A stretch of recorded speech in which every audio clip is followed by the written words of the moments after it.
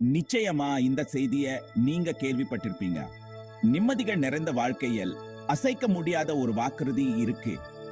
தெய்வீக பாதுகாப்பின் வாக்குறுதி அது. வாழ்க்கையின் பரபரப்பில் எளிதில மனம் சோர்வடைவது இயல்புதான். ஆனா உடைக்க முடியாத ஒரு கேடயம், எல்லா தீமைகளிலிருந்தும் உங்கள் ஆன்மாவை பாதுகாக்கும் ஒரு கேடயம் உங்களை இருப்பதா கற்பனை செய்து பாருங்க.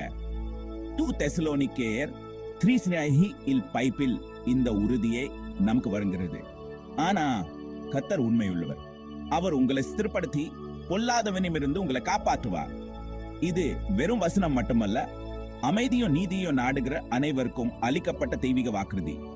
கர்த்தர் வெறும் நம்பிக்கையின் உருவம் மட்டுமல்ல, அவர் நம் காலத்தின் குழப்பங்களுக்கு எதிரான ஒரு நிலையான பாதுகாவலர், ஒரு உறுதியான காவலர். எனவே அடுத்த முறை நீங்கள் ஒரு சவாலை எதிர்கொள்ளும் போது நினைவில் கொள்ளுங்கள், நீங்கள்